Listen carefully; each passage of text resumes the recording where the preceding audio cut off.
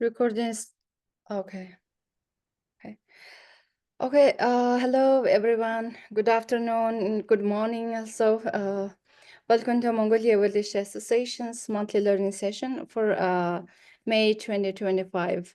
My name is Purv Totlum. I am a co-chair of Evolution Capacity Development at Mongolian Evolution Association, and I'm pleased to be your moderator for today's session titled, very amazing title, like Navigating Unpredictable Paths, my experience with outcome harvesting.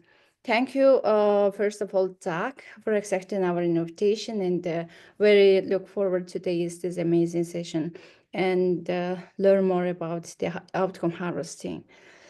Among with international and with our association, Mongolia Village Association's colleagues. So now we are very honored to have Mr. Zach as our today's speaker, and he is a consultant specialist at the Universal Management Group, Canada, where he manages consulting projects, contributes to business development, and leads the design and implementation of evaluation methodologies. Through the evaluations he has worked on, Zach has facilitated learning on and assessed the performance of international development and humanitarian assistance programming that focused on a range of thematic areas, such as food, education systems, strengthening, and peace building, among others. So Zach has applied methodological approaches and tools such as outcome harvesting and the theory-based approach and realistic evolution. As Singaporean national and resident of Canada, Zach maintains a keen interest in his home continent of Asia and very eager to learn from the experiences of fellow Asian evaluators and practitioners.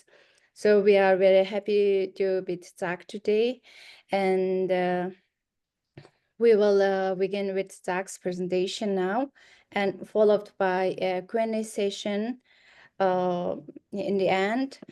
So please feel free to ask your questions in the chat box, or just open your mic and ask your questions, and we can just discuss lively or what we have learned and what we can learn in the more. So now, without any further delays, I'm pleased hand it over to Zach. Zach, please. Thank you very much, Pooji. And can I just confirm, can you see my screen? It should be the PowerPoint. Yes, okay, I see Yes. Well, first of all, good afternoon to all colleagues in Mongolia, and good morning to our colleagues elsewhere, perhaps in the world. Greetings from Rimouski, Canada. I'm actually normally based in Montreal, Canada, but currently remote working at my in-laws' house. Thanks very much for having me to join this session and to really share some of the things that I've learned. And I would love to also just really have a conversation, and hopefully maybe even serve as a bit of an entry point for some of you to learn more about a very specific sort of methodological approach to outcome harvesting. Maybe just in terms of a bit of an introduction of myself. And myself, I think maybe I'm coming to you wearing kind of two hats, one being the hat of Zachariah Su, the other hat being an employee or staff member of Universalia Management Group. Maybe I'll start with Universalia. Just a very quick overview of who we are. We're a consulting firm that's based in Montreal, Canada. And it's been around since 1980, so quite a long time, 45 years that this consulting firm has been around. We're really specialized in monitoring and evaluation assignments. I mean, particularly a lot of program and external sort of evaluations, but also consulting assignments in relation to monitoring, evaluation, learning sort of frameworks, theories of change, these sort of learning oriented kind of partnerships as well, and lots of work in strategic planning. We work across many different thematic areas, including climate change, food, education, gender equality, and work across many different geographic areas, including Asia, but also a lot in Africa and Latin America and the Caribbean. Maybe getting on to myself, and just to build on the little introduction that Pooji very nicely introduced. Yeah, I think, I bring, just about 7, 8 years experience of conducting evaluations, being part of evaluation teams, and also leading significant aspects of evaluations as well. It's kind of noted, a lot of thematic kind of work in food systems, nutrition security, food security, also kind of education, peace building. Those are the broad strokes of the thematic areas I've looked in, and kind of in my experience of conducting and being part of evaluations, a lot of the times, a lot of these experiences, you're looking at kind of non-tangible sort of pathways to change, non-tangible results, where maybe a process of change is kind of complicated, or maybe not easily sort of identified through numbers or pinned down through even words sometimes in available reporting and available monitoring data, perhaps. And, we're talking about things like, complicated things like systems change, food systems changes, education systems changes. And there's a lot of different components in a system, and how do you measure how that changes, right?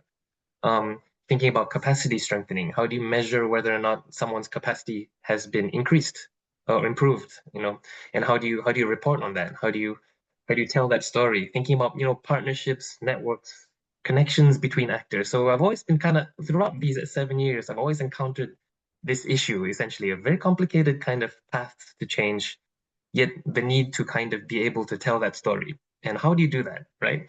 And I mean, I've worked on a few different methodologies, but one that's come up to kind of address this sort of challenge really has been outcome harvesting. It's one of the tools that kind of fell on my plate, I'd say, about 3 years ago. And I've had the privilege of using that in 3 different evaluations.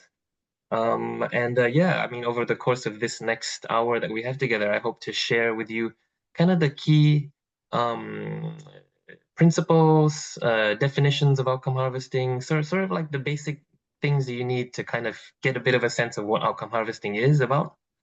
And then also share with you just very quickly some of my own takeaways about what I've found to be learnings and examples of challenges I've kind of challenges and maybe successes that I've encountered along the way as well. But yeah, as I've noted, I come to you as a fellow Asian evaluator, so very much hoping to start the exchange with you over the course of this next hour.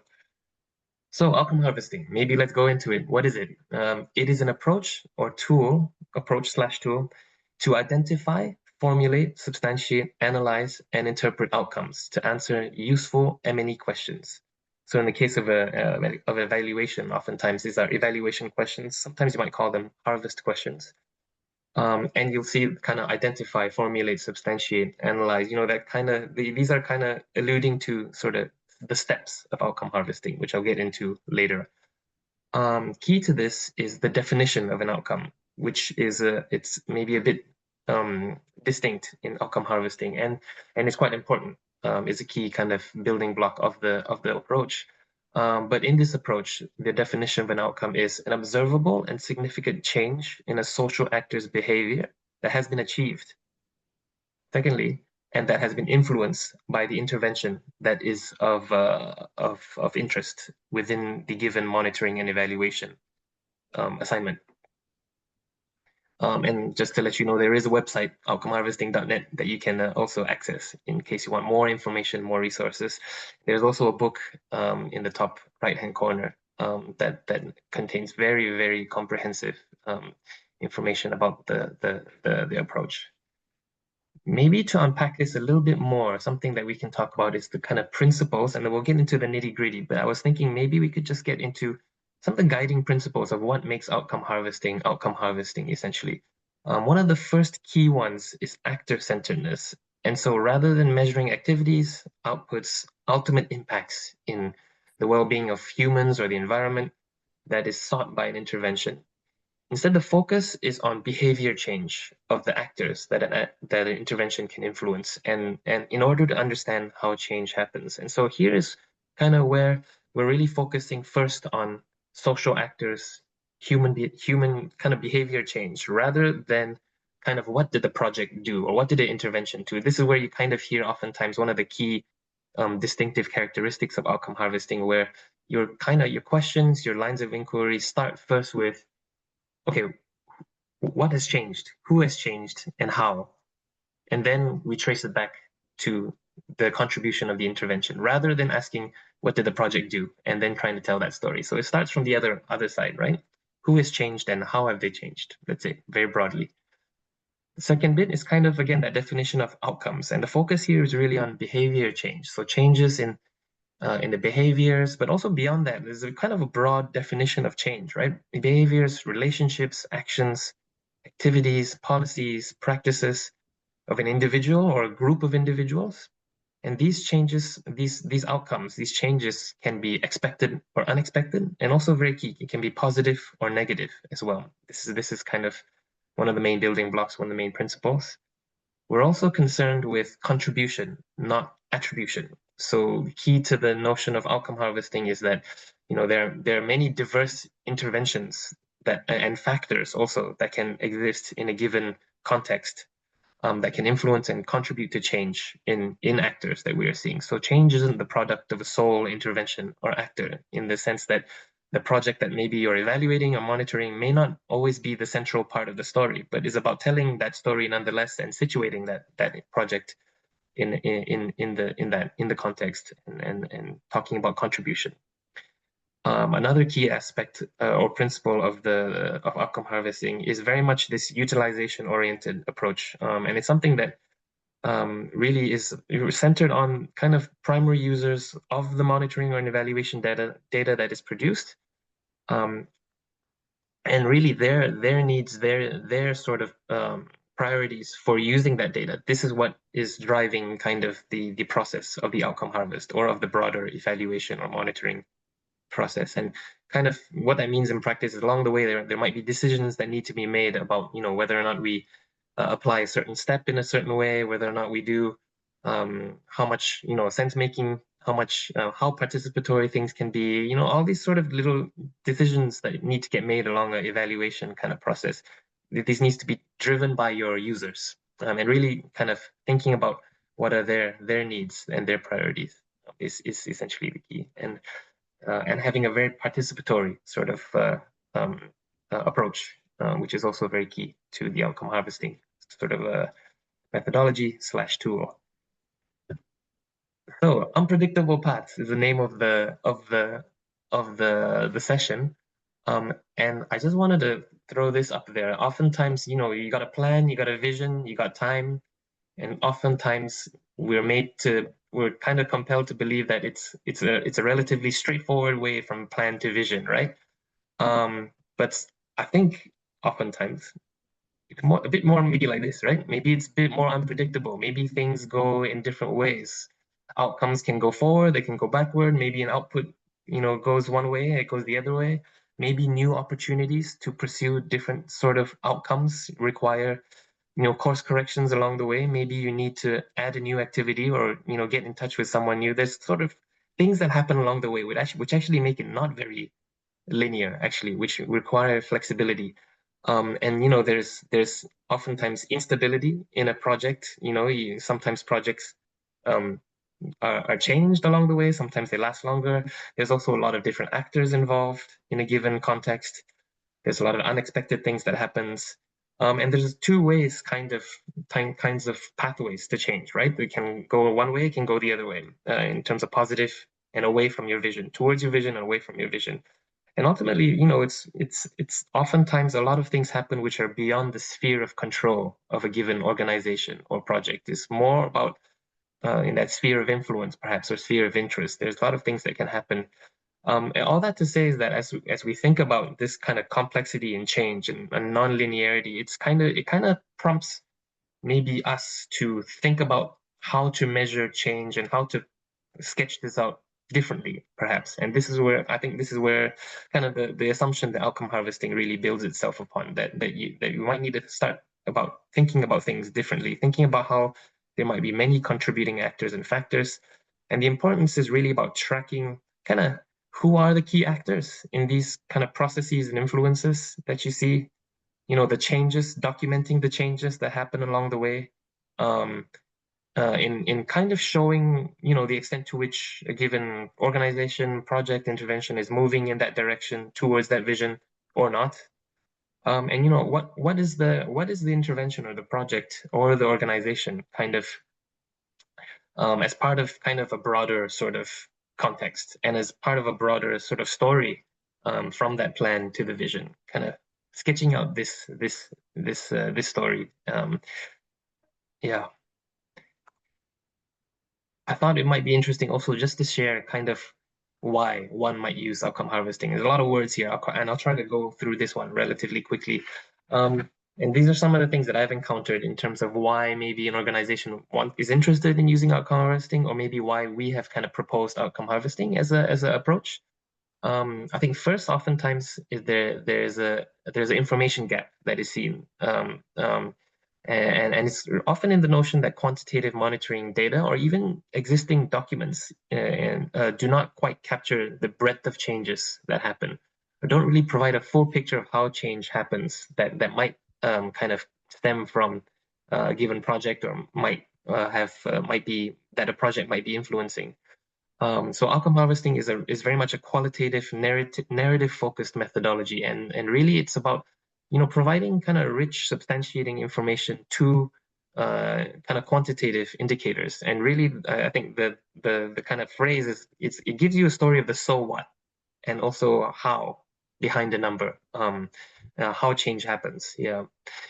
Oftentimes there's also maybe a desire to unpack complexity, or like, as I mentioned, kind of unpack what are these non-tangible sort of processes towards change. Oftentimes how change happens may not be fully understood. Change pathways may be linear, they take a long time. The cause and effect relationships between elements may not be fully understood at a given organization.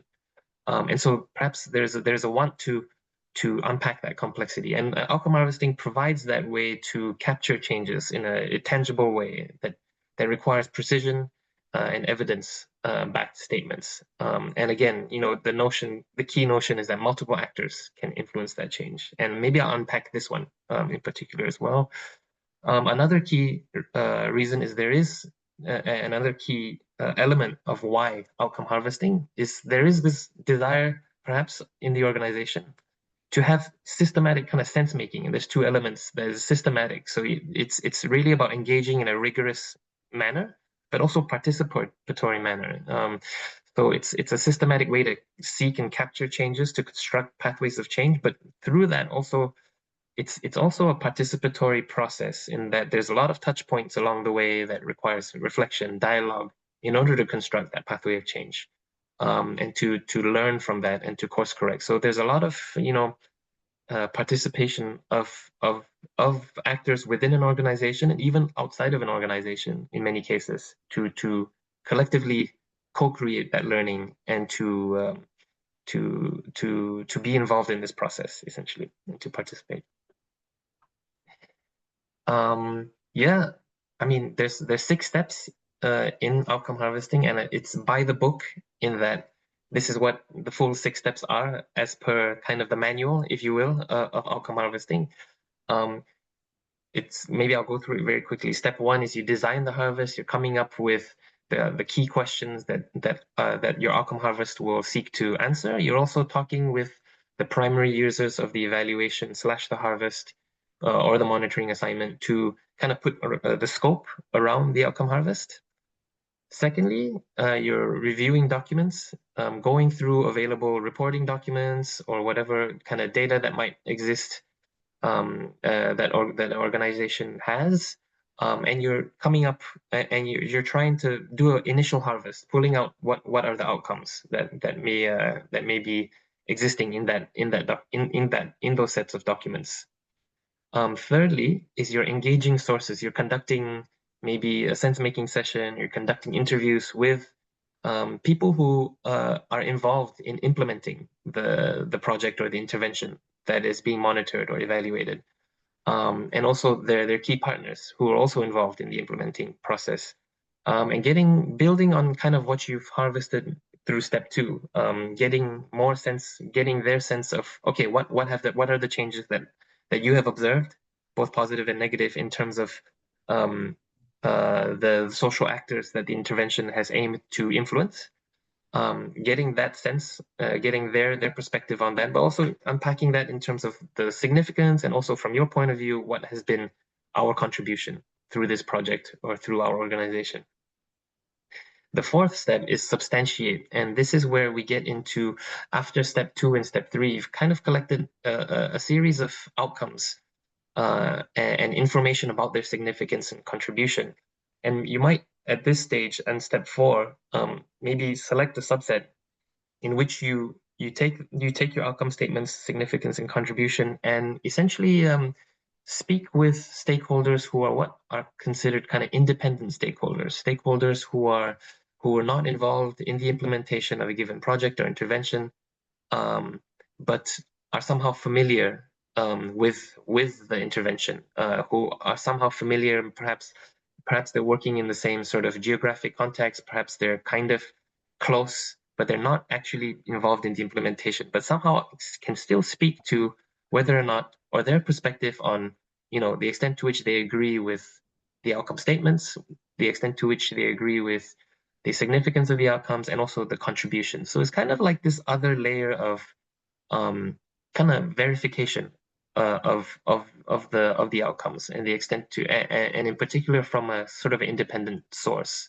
Yeah, and then you move into step 5, which is when you take your outcomes, that may have been substantiated, but also the outcomes that may not have been substantiated, and then you kind of then sort of put that together, analyze it according to an analytical framework that you have designed also through the outcome harvest, and essentially start to piece together and interpret kind of the so what of that. And this is when your evaluation questions, your harvest questions also come through. Essentially, you're starting to go back now and answer those initial questions that you had designed. And oftentimes this is also the step where you start to, I guess, develop and draft your evaluation reports or whatever kind of deliverable of the assignment is. But essentially, it's kind of bringing it together. And lastly, step 6 is kind of supporting use. This is, yeah, so you're thinking about dissemination of your products, dissemination of the outcomes, and this can happen in a myriad of different ways, including reporting, but also including many different sorts of means. But essentially, it's about kind of continuing that participatory process in kind of after, kind of towards the end of the process, in terms of uptake of your findings. And that, all that to say also maybe is that as much as there are these 6 steps, there's an inbuilt kind of flexibility and adaptability of the outcome harvesting method, in that it's not, you don't have to do all 6 steps necessarily for it to be outcome harvest. It really stems back to the utilization focus principle, as well, in terms of there are some things that maybe your primary users of an evaluation may not need, right? Or may not see the importance of. For example, step 2, review documentations. Maybe in certain cases there aren't documents to review. Actually, that is the gap, and that's okay. And so essentially you can skip that and focus more on step 3, for example. Or maybe there are documents to review, but perhaps there's not that much relevant information. Perhaps the client actually might say, you know what, actually our priority may not be that. Maybe maybe we'd like you to really focus in on conducting conversations and building on that and collecting primary data through interviews and focus groups. And that there is possibility of that. Step 4 is another step that may or may not be emphasized in a given evaluation assignment that utilizes outcome harvesting.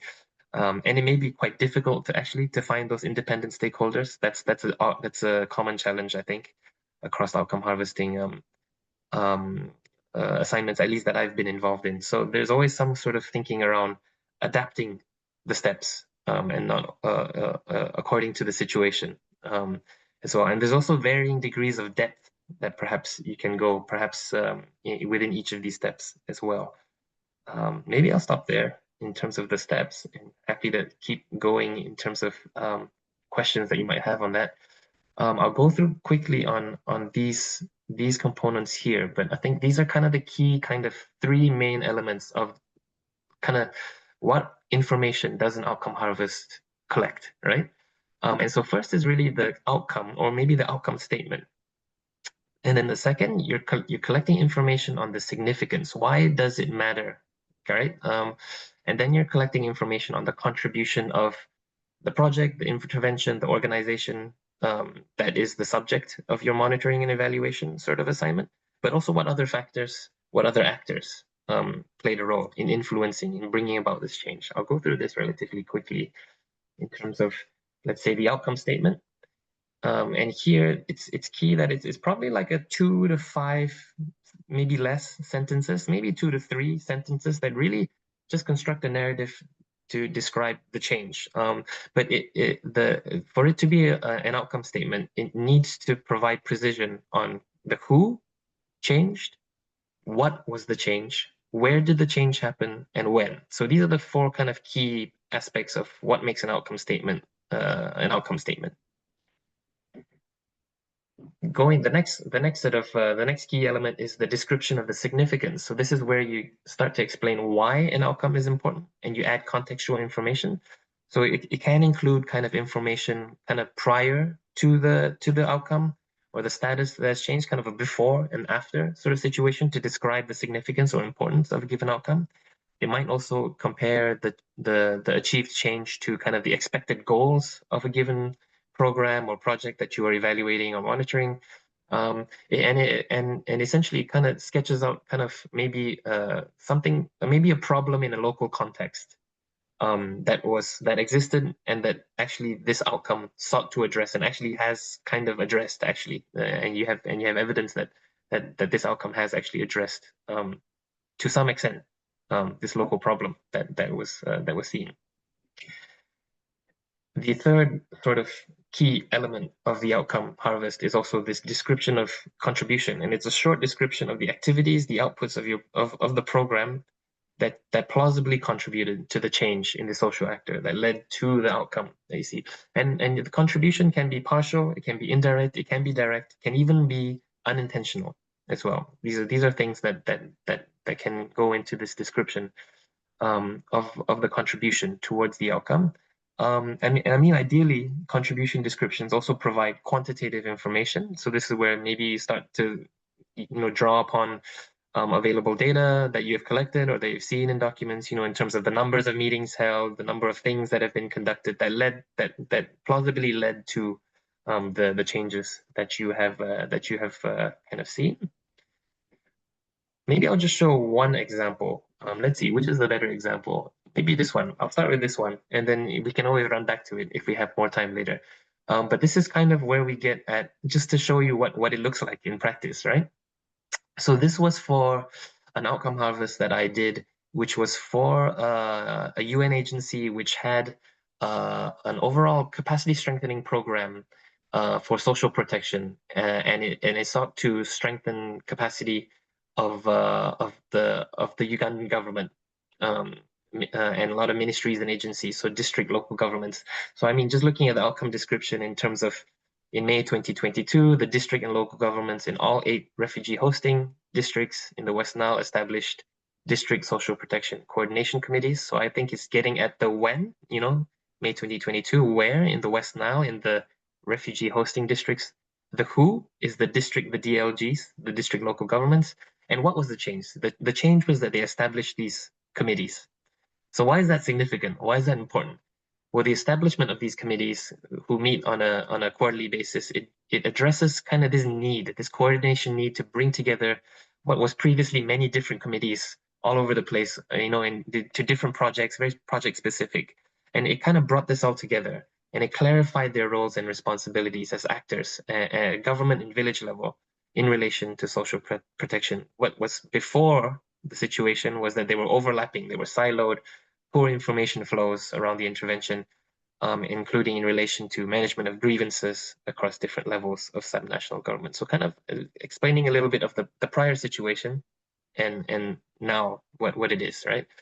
So contribution, I think first was that ministry of, I can't remember what GLSD, but it's a government ministry produced guidelines for a technical working group to strengthen district level coordination of social protection. And this technical working group subsequently did an assessment to kind of reveal the gaps. So this was their contribution towards the creation of these committees. Subsequently, later on, the Organization X, which is the organization of for which this program, this is the key implementing agency of the program. Their contribution was that they provided technical support to the working group to develop the terms of reference and also disseminate that terms of reference, and subsequently also provided funding for the development of the training curriculum for the communities, for the coordination committee. So this was their contribution towards creating that environment, which ultimately then led to the district local governments themselves establishing the committees. So that's kind of the main sort of elements of outcome harvesting that hopefully sheds light on what it looks like a little bit in terms of in a given outcome, the three main elements essentially. I'll skip over this one. Maybe just to give you also kind of a quick tour of like, okay, so oftentimes the question I get is like, okay, you capture outcome statement, significance, contribution for an outcome. So how do you fit that in a broader picture? And maybe hopefully this kind of gets at that question a little bit.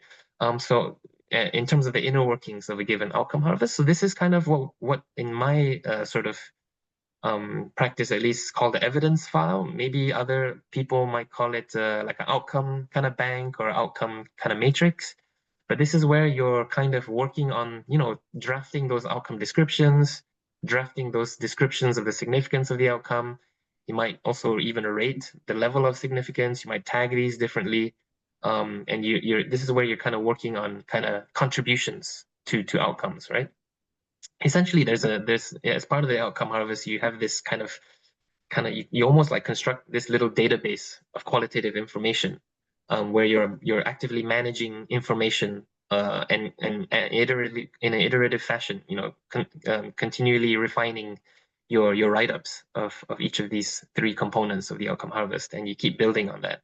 And this is really the key kind of organizing framework.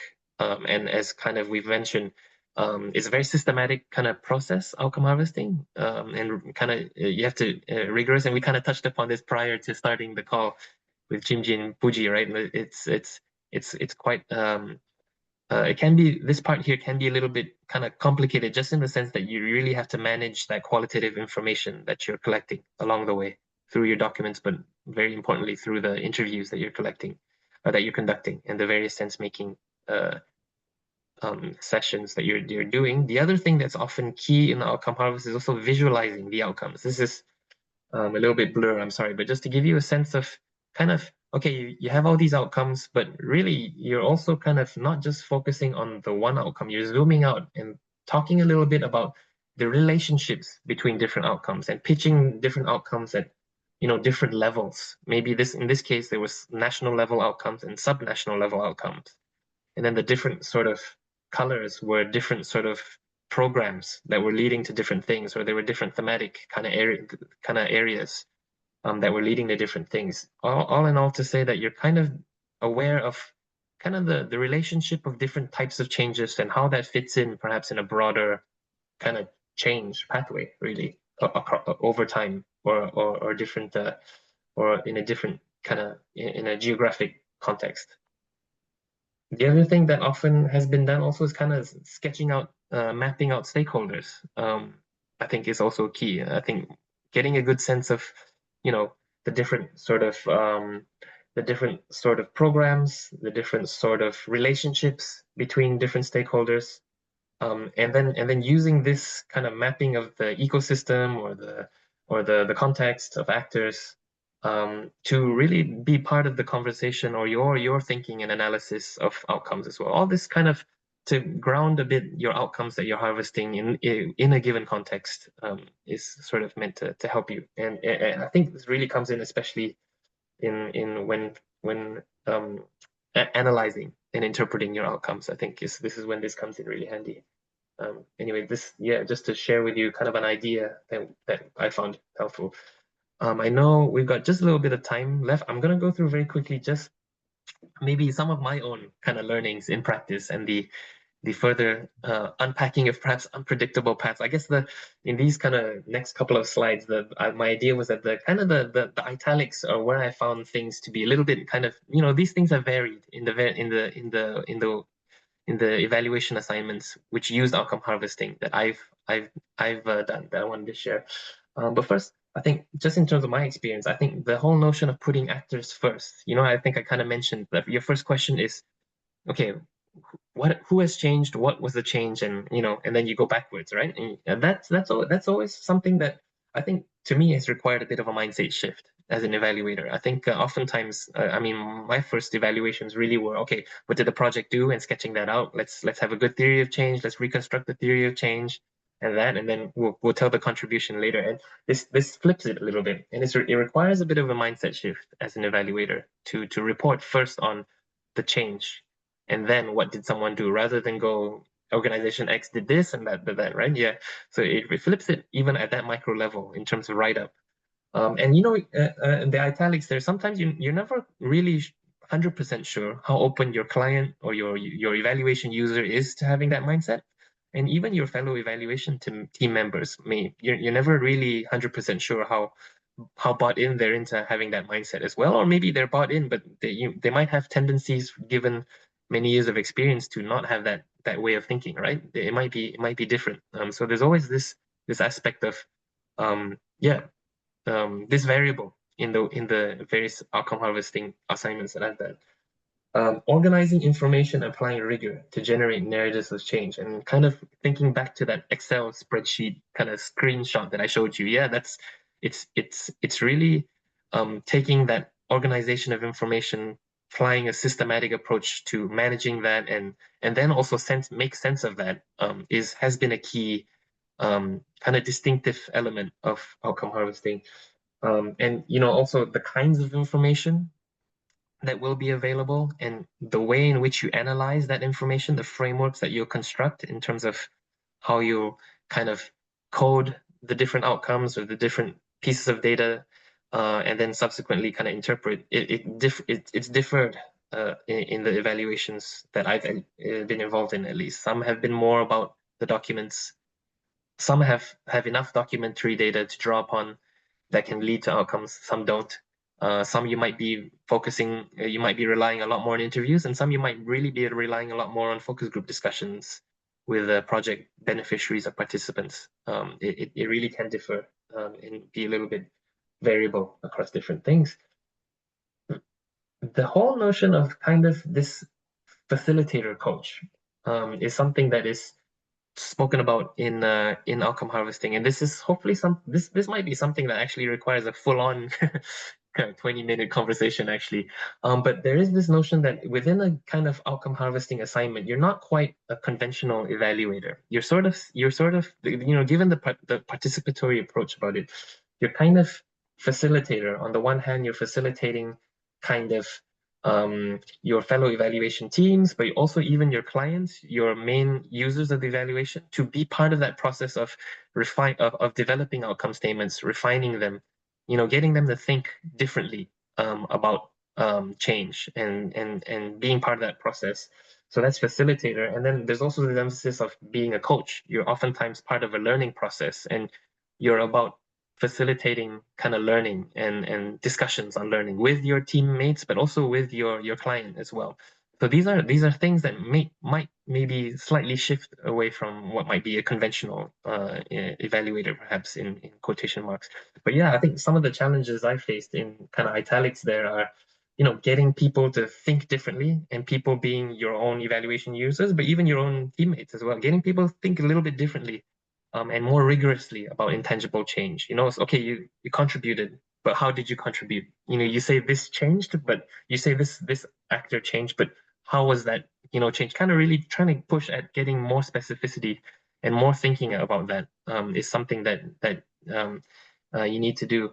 And another challenge sometimes that is faced is that you need to get people to buy into the validity of what you're doing, and that may not always be a given in a given assignment, particularly on outcome harvesting, which especially focuses on a lot of qualitative information and qualitative reporting. The extent to which sometimes certain organizations or or individuals may not have a preference for that. Actually, maybe they might prefer quantitative sort of in sources of information or reporting, right? So that's always something that's always on the radar as well. And then yes, kind of catering your role as the facilitator coach to the extent that your evaluation users actually want you to play that role. Again, that utilization focused kind of element of the outcome harvest. Maybe they don't want you to facilitate or coach that much. They want you to play the role of evaluator. So there's always kind of this balance of kind of playing that role versus being kind of that conventional evaluator. I think is something there. And I think really on these 3 bullet points, I'm still very much learning about this, and I'm curious to hear if you have any thoughts on that. But it's something that's still very much an ongoing piece of learning.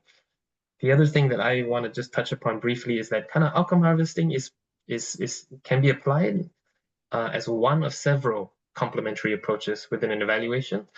For example, within maybe it can be used alongside a theory-based approach, or maybe it's an approach that can draw upon other approaches. In my experience, maybe with systems change evaluation or realist evaluation, it can be kind of complementary. I've also done it in an assignment which was more just testing outcome harvesting as the singular approach.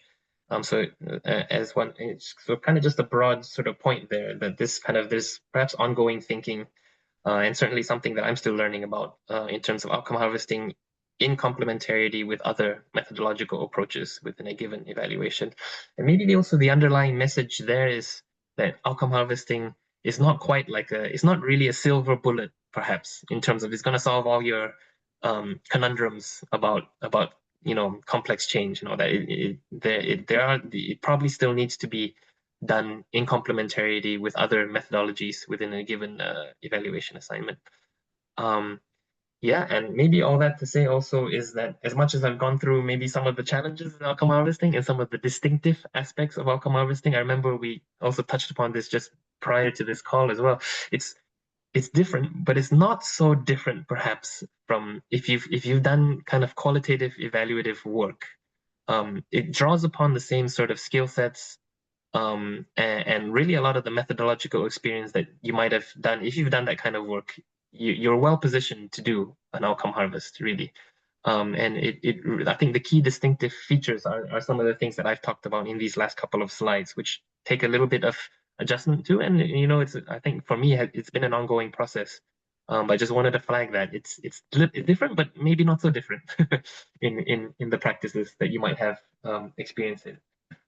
Maybe I'll just end on this last slide in terms of if you're really interested in really diving deep into learning more about outcome harvesting, there is a training course. And this is led by Goel Shears and Richard Smith, who's a dear colleague. I mean, they're currently doing one now in May, which is currently happening now. It's kind of ending. So, but there's a upcoming one coming up in October this year. So if you're happy to be interested, do check it out. Otherwise, a big thank you. And yeah, let's have a discussion. I'd be curious to hear everyone's thoughts and questions if you have any. Okay. Thank you, Tak. Thank you very much.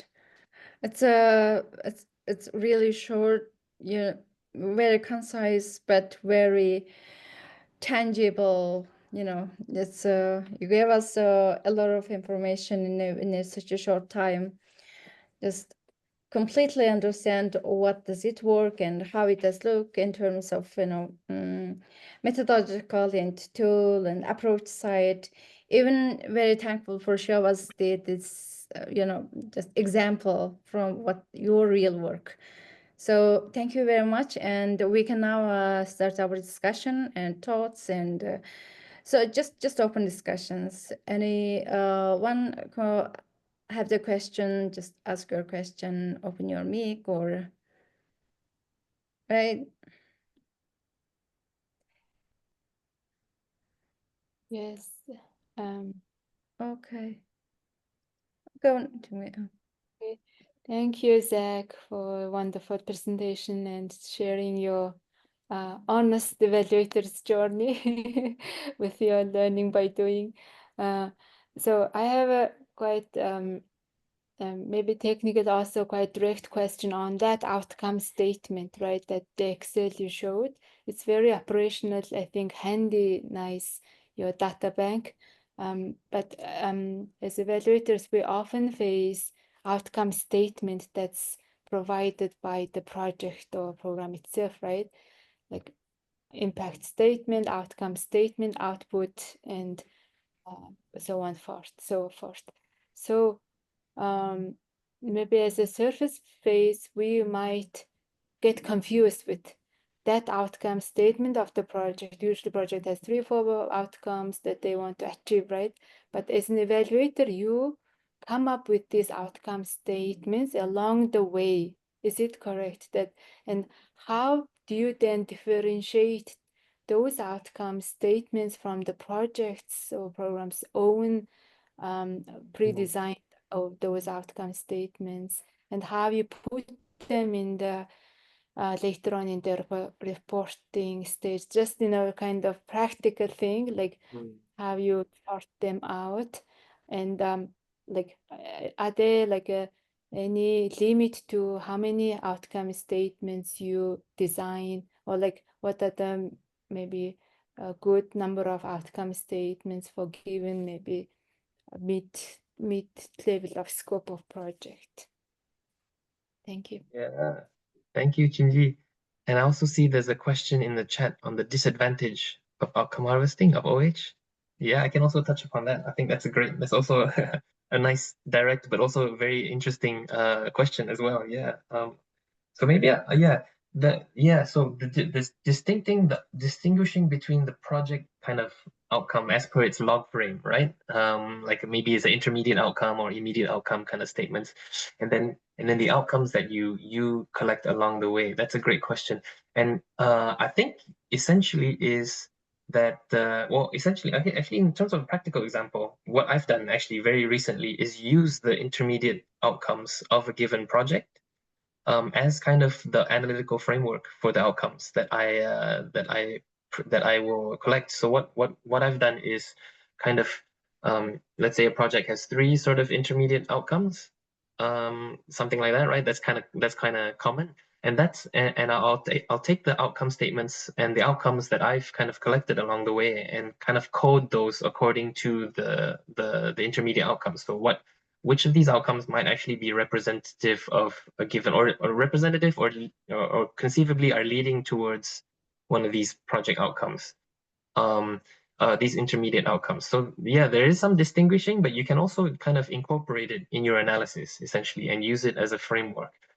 And I think the distinguishing question is a good one in that, and it sometimes is not always very clearly sort of distinguished in your reporting, but essentially you're kind of through the outcome harvest collecting, I guess, smaller order changes towards a given intermediate outcome. Your intermediate outcome says the project wants to do this at a decently kind of high level or long-term kind of level on a given pathway to change, but you're collecting a lot of interesting information that are smaller changes that might be leading towards that intermediate outcome.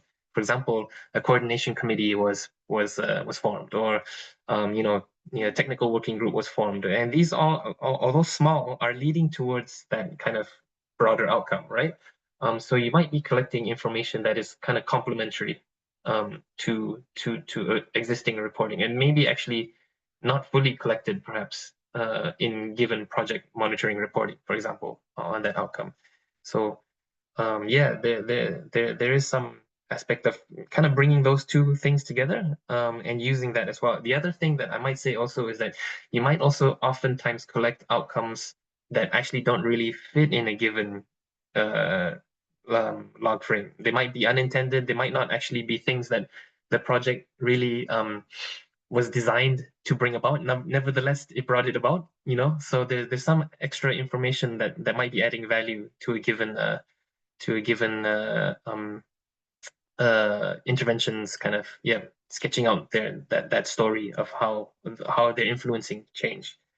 On any limits on the outcome statements, kind of on how many, right? That's a good question. And in general, there aren't any limits to the number of outcomes, but yeah, it's hard to pinpoint the number that one can expect to harvest. At least in the few experiences I've had, let's say like a given, and it depends on the scope of the intervention or your assignment really, but I mean something in the realm of 10, between 10 and 20 per intervention is oftentimes what is seen. It could be less though. It could be less than 10, but it's a bit hard to kind of pinpoint the number of how many one can reasonably collect. And it depends on the intervention for sure. Yeah, disadvantage of outcome harvesting, I think that's a great question. And the first thought that comes to my mind is a little bit thinking again about that last bullet point I had when you thinking about using outcome harvesting as a complement with other methodological approaches. Yeah, and there's some aspect of perhaps outcome harvesting. Yeah, I mean, like I said, it's not a silver bullet, right? It doesn't address all conundrums in a given evaluation. The one that comes to my mind is that an outcome harvest can generate good information kind of on the outcomes that have been achieved. It can also generate information on negative outcomes. But what it may actually have a blind spot on a bit more is outcomes that were expected but that weren't achieved, and why. And so this is where maybe outcome harvesting actually generates less information. And this is where maybe pairing outcome harvesting with, for example, a theory-based approach, or maybe something like a realist evaluation could actually come in handy in terms of really grounding the outcome harvesting in the context, and also kind of also having mapping that outcome harvesting back to a given maybe theory of change or the project design might be important there. Yeah, and so it's definitely something that's a kind of a broad challenge that I've at least observed in my application of outcome harvesting, and perhaps many different ways to think about that. Yeah. Okay, thank you, Zach. Tom, please.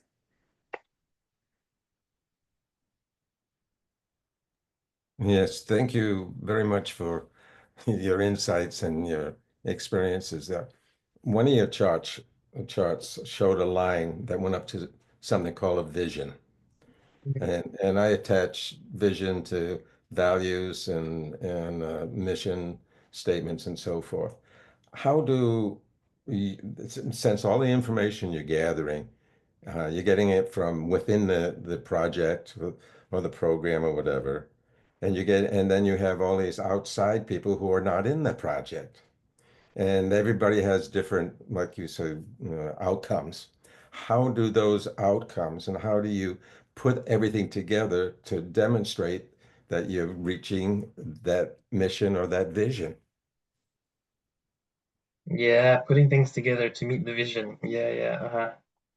Let me get that there. I think that one, yeah, that's a great question, Tom. Thank you. Yeah, I'm just, I think the key is to, well, there's two maybe key things that come to my mind. Again, thinking about that analytical framework, that analysis there, what I've done is sometimes a given organization or maybe a given organization may actually have a good maybe statement of their vision, perhaps.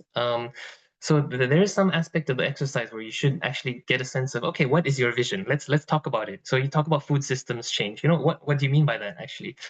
So I think having some part of the design process to set out already kind of what your vision was, to pose that question, to have some discussion on that is quite key.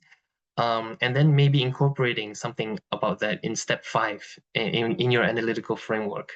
And so what I've done in the past is an organization might actually have quite good frameworks for that, and kind of incorporate like what types of kind of broader changes in a bit more of a granular level. Okay, we have this vision, and these are the 3 kind of key elements of our vision, and kind of incorporating that into a given analytical framework can be quite helpful to then go, okay, we've harvested all these outcomes and the various information on significance, contribution, and we can kind of start coding a little bit according to these 3 elements of your vision. So to what extent does a given outcome actually, in our view, can it be interpreted as a step towards that vision? So you kind of then hopefully have good information that is chunked, and somehow you're able to then report against kind of, to what extent does that all really talk about a progress towards that vision? But yeah, it's that's an interesting. I think that's something that requires a lot of kind of thinking and judgment on the part of evaluators for sure. But there, essentially, all that to say is there's a way to kind of incorporate, you know, on the side of the evaluation user, kind of what is your vision, and getting a good discussion on that, and then ideally also incorporating, you know, key elements of that vision into the way you analyze your outcomes, and then subsequently then report on that. Yeah, hopefully that answers the question, but I think that's an excellent one. Yeah. I know there's one in the chat, and then there's also Yeah. Okay, we have a lot of top questions. So okay, we just may ask the umpires question, then come up with the Chimke's question in the chat box, right? Okay. Okay. Okay. Can you hear me? Yes, we can I hear have you. one more question. I'm more like a quantitative person in terms of evaluation. Then I was just wondering, how is it possible, like, to use this outcome harvesting as one component of sequential studies? Like, first did the outcome harvesting, and based on the result of this outcome harvesting, doing some more quantitative research or evaluation. Like, do you have any experience using it as a complementing other method, or yeah? Yeah, thank you very much for that question. Yeah, I mean, outcome harvest. Yeah, you can certainly build on an outcome harvesting study.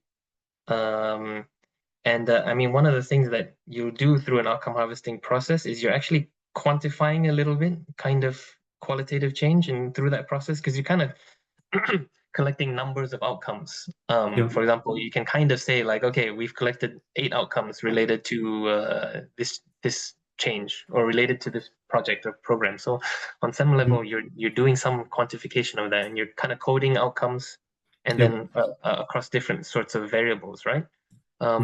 So you can always build on that kind of information. But to be honest, yeah, it's a good question. I'm not sure if you can then use an outcome use that result study to design the next evaluation component for a quantitative focused evaluation, yeah, right? quantitative. Yeah. To be honest, I'm not sure. I don't know. Maybe that could be a possibility. But yeah, it's a good question. Yeah. Thank you for the answer. Yeah. Thank And you. so Yeah. You see the question, right? Or the question. Yeah, I haven't quite When read it yet. analyze the report, the question: do you usually construct per project program outcomes, or do you report based on the prioritization of the outcome statements? If the latter, then how do you prioritize the outcome statements? Are they by the level of significance? Okay. I see. So Yeah, this is a good. okay. Yeah, this is a great question. And I think it depends.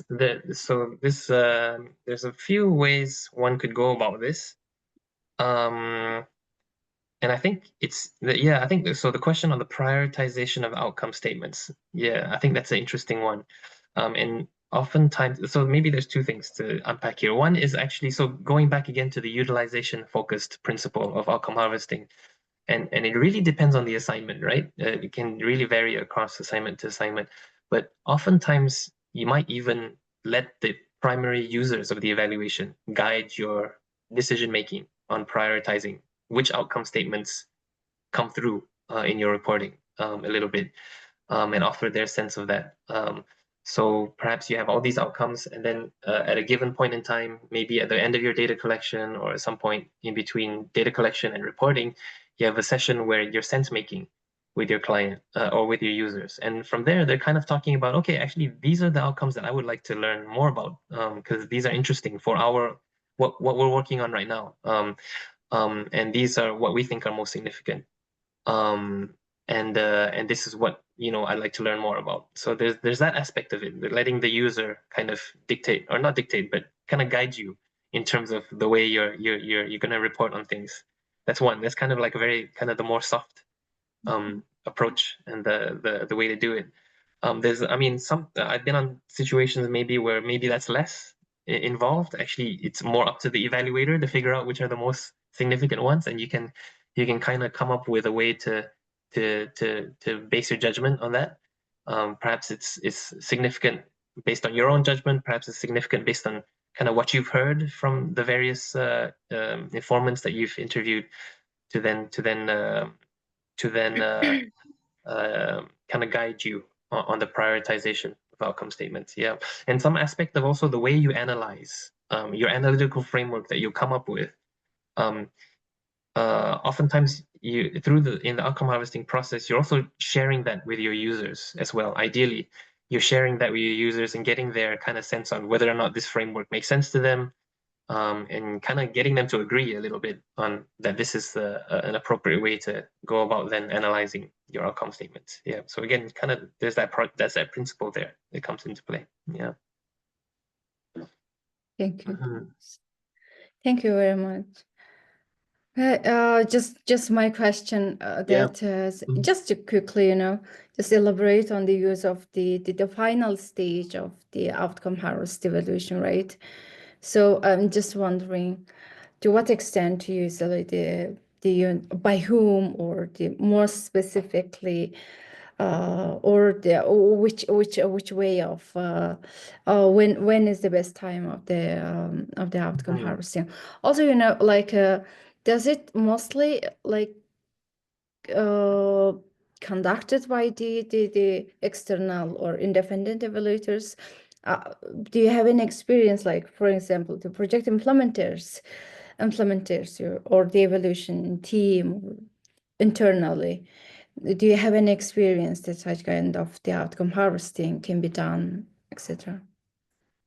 Yeah, I think that's a great set of questions, particularly the independent versus external bit. I think it's a very interesting part of the outcome harvesting assignments that I've been involved in. So in terms of the when, so yeah, to note that outcome harvesting is not just an evaluation methodology, but it's also a monitoring tool as well. So it can be done as a project is being implemented. You can collect outcomes along the way by a given project monitoring team, for example. So this could be internal to the organization. So I've seen organizations that actually have some monitoring frameworks actually that not only collect information on outputs, but also starting to collect qualitative data. The project team is, entering data on the outcomes that they think they're observing actually along the way.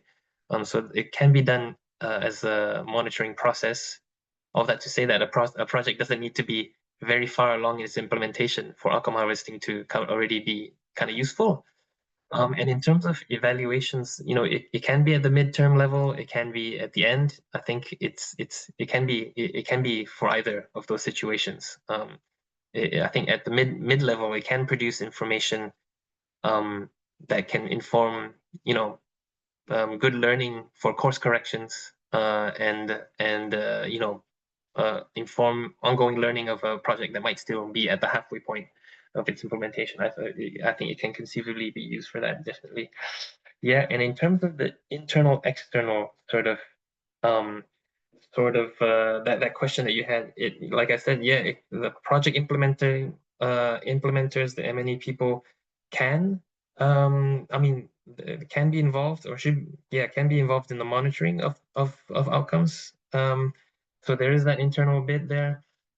I've never been involved in an internal evaluation of an organization that use outcome harvesting, but I can conceivably see how a project team can do an internal evaluation using outcome harvesting. I can see that. What I have been involved in is kind of evaluations that used outcome harvesting, and they've always it's interesting. They've technically been external evaluations, but sometimes they've always had some internal sort of element to it, where because of the participatory process, your kind of users are involved, and somehow also actually, like, ideally actually very much involved in doing some of the work too with you. And I'm talking about developing outcome statements, refining that, being part of those discussions. Of course, they might not be doing as much work as you are, but they are part of that process. And I have a colleague who has kind of characterized some of the evaluations as external internal evaluations, right? They're there with you, and you're coming up with the outcomes together. And it kind of speaks to that facilitator coach thing that I mentioned. You're kind of not just a conventional evaluator, you're kind of facilitating this process where your users are also involved. But I'd say it varies a little bit, but it is possible. All that to say, yeah. Okay, thank you very much. Yeah, that's very true. I really truly agree with your statement that the outcome harvesting can be not only the evaluation purpose, but the monitoring the purpose throughout the project or program implementation.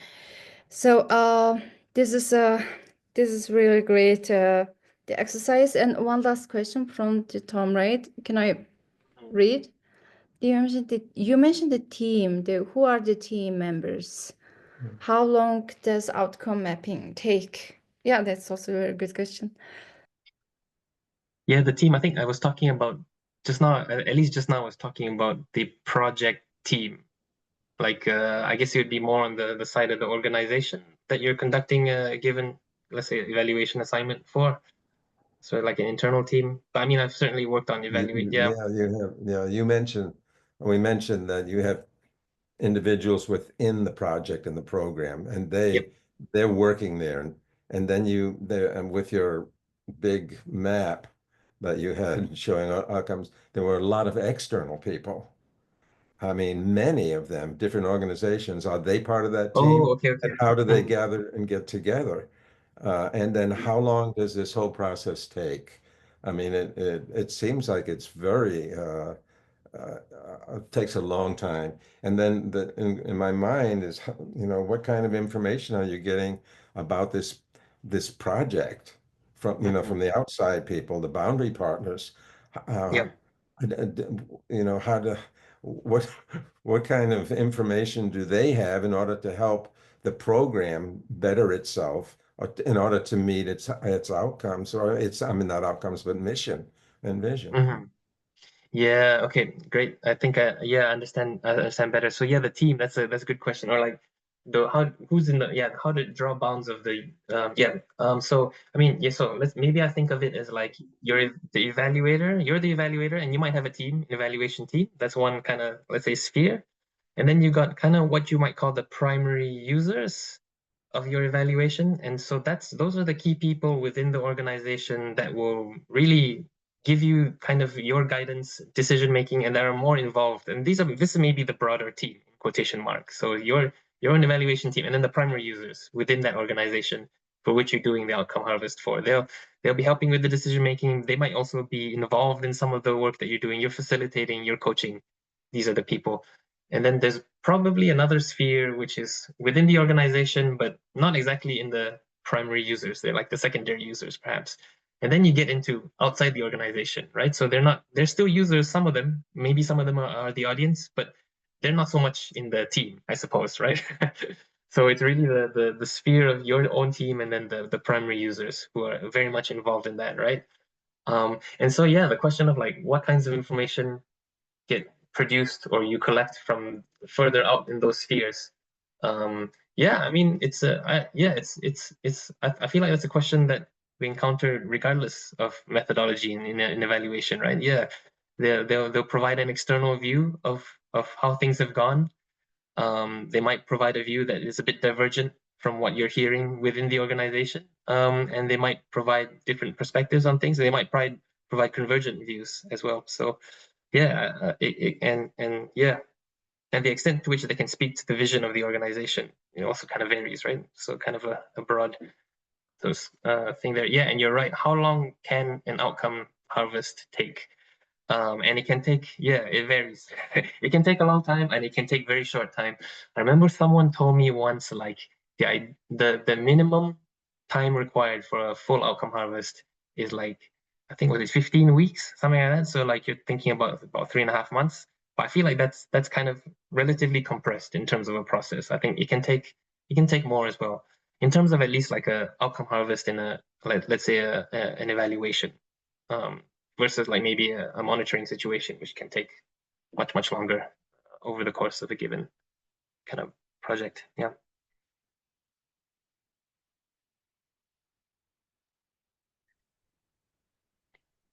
One more. Can I understand that outcome harvesting is more suited in cases where outcomes are more unpredictable? In what project it might be not suitable? Okay. For example, in project increasing knowledge in rural areas by exchanging teachers. Can this method be useful? How do you know it is unpredictable? Thank you for the question, Ingchen.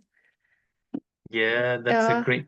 Mhm. Yeah. Shall I go ahead or yeah? Yeah, sure. Go ahead, please. Okay, yeah, I think it's a good question. Yeah. Yeah, what projects might outcome harvesting not be suitable? And how do you know whether something is unpredictable? Yeah, it's a good question. And like I said, kind of one of the main bits of outcome harvesting is to like generate knowledge on where things are not well understood, essentially. So whether or not it's there's complexity in the pathway to change, or there's a difficulty in measuring sort of the change itself, or sketching out the story of why or how change has happened. And I think that's kind of really, if you think about the value add of outcome harvest, that's where it's at. And also kind of tying back to, again, the utilization focused approach, there is a desire to learn more about that, about those things on the part of the primary users of the evaluation. I think that's really where outcome harvesting is most suited. Yeah, how do you know it's unpredictable? Yeah, I think it's an interesting question, right? Yeah, how do you know it's unpredictable? Yeah, I mean, sometimes I think, yeah, hopefully this answers a bit the question, but sometimes I've been in a situation where like we did the outcome harvest and like at the end of it, we're like, actually, a lot of this information kind of exists somehow, either in the documents that this organization is already producing in terms of reporting, slash a lot of this is already in the minds of people. Like, so it's in some ways not that complex and not that unpredictable, but it's just about like taking that information and then digesting it for them and then putting it down. That is already in itself kind of a value add. Yeah, and hopefully that answers your question there. Yeah. Thank you. Thank you, Zach, for so long and so valuable and so informative this session. And thank you for everybody for participating today, joining us today's session and asking there lots of questions. This is one of the best long lasted, it's a more the lively discussions we had today. And yeah, thank you very much also. And just quickly wrap up what we had discussed was thank you, Zach, for give us 4 main principles of the outcome harvesting and how long does it take and how should these are the 6 main steps, and each steps have their own the ways to do, etc. Thank you very much. It was very understandable and very informative. Thank you. And thank you, everybody, for your time today joining us. And even very severely from the west side of, the globe, global. Thank you, Zach, and everybody. Okay. Thank you very much. See you. Bye. Thank you very much, Bye. everyone. Bye-bye. Okay, bye.